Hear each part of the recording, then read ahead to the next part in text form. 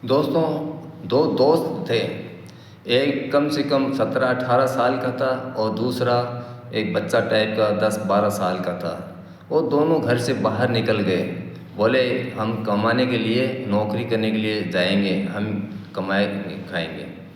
तो दोनों बाहर चले गए, गांव के बाहर चले गए। तो घर घर भटकते रहे, उनको कोई नौकरी पे रखा नहीं। तो वो बड़ा वाला सोचा अब क्या करें, घर से निकल के आ गए, अब घर पे नहीं जा सकते।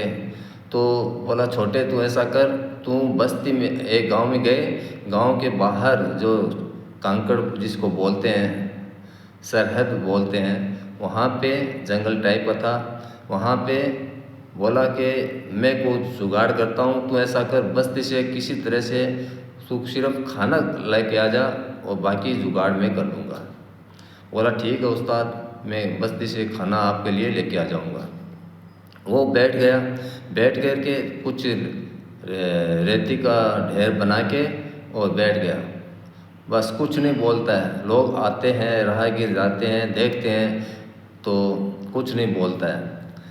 तो आने जाने वाले पूछ रहे हैं बाबा क्या बात है, कैसे बैठे हो बाबा? तो वो बोलता नहीं है। तो आने जाने वाले सोच रहे हैं कि ये बाबा बहुत ऊंची पहुंची हुई चीज़ है। तो जो भी उसके पास आता वे मिट्टी का चुटकी भर के मिट्टी उसके ऊपर डाल देता था। तो एक बार ऐसा हुआ कि गांव का कोई एक सरपंच था, वो वहाँ से निकल रहा था। तो वहाँ पे देखा कि एक ये आदमी बैठा है। पूछते हैं ये क्यों बैठा है? तो पूछा तो बोला कि बाबा मेरा कोई काम नहीं हो रहा है, अगर मेरा कोई काम होगा तो मैं आपको ये चबूतरा बना के दे दूँगा। तो वो कुछ नहीं बोलता है, सिर्फ मिट्टी उठाता है, उसके चेहरे पे डाल देता है। तो इत्तेफाकन वो जिस काम के लिए आया, जिस काम की मन्नत उससे मांगी, तो अल्लाह ताला ने उसकी मन्नत को तो पूरी कर दिया। तो वो सोचा कि बाबा तो बहुत पहुंची हुई चीज़ है, चलो उसके पास जाते हैं, उसका चबूतरा बनवा देते हैं।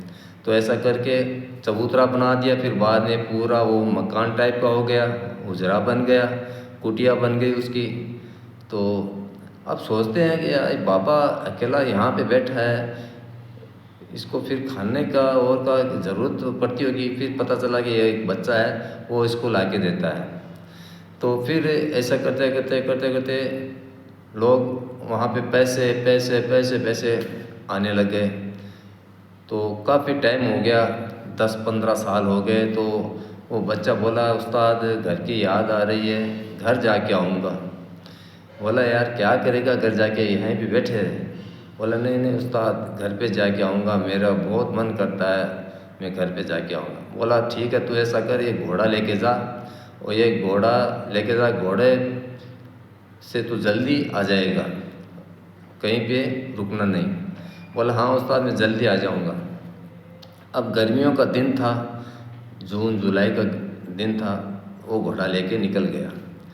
तो जाते जाते क्या है कि प्यास लगी, घोड़े को भी प्यास लगी, खुद को भी प्यास लगी। तो घोड़ा अब चल नहीं रहा है प्यास के मारे। तो क्या करता है कि इधर देखता उधर देखता, कोई पानी वानी किधर ही था नहीं। तो घोड़ा वहीं पे मर गया। तो वो सोचा अब क्या करें, पैदल तो जा नहीं सकते, घोड़ा भी मर गया। तो वो भी क्या किया कि घोड़े को खड्डा खोद के उसमें दफन करके वो पूरा ढेर टाइप का बना दिया। ढेर टाइप का बनाने के बाद में वहीं पे सेम वो जो उसका उस्ताद कर रहा था वही काम वही करने लग गया। तो वहाँ से आने जाने वाले लोग देखते हैं कि हाँ बाबा है, बहुत बड़ा पहुंची हुई चीज़ है। तो जो लोग उनके पास जा रहे थे वो लोग उनके पास आने लग गए। तो वो सोचा क्या बात है, अपना वो चेला भी नहीं आया और हमारे पास अब लोग आने भी कम हो गए। तो किसी ने बोला कि बाबा तुमसे बड़ी चीज़ वहाँ पे है, एक बहुत पहुँची हुई चीज़ आई है। तो वो सोचा कि यार हमसे भी बड़ी पहुँची हुई चीज़ कौन आ गई? तो बोला कि चलो कभी जाके देखेंगे। देखा तो कह रहे चले तू? तो बोला कि उस्ताद क्या करूं, इस तरह से तो क्या है कि मैं आया था लेकिन घोड़ा मर गया रास्ते में, तो अब मैं क्या करता, ना इधर जा सकता ना उधर जा सकता। मैं तो अपना ही तरीका अपनाया और यहाँ पे इस मज़ार का नाम रख दिया घोड़े शाह पीर।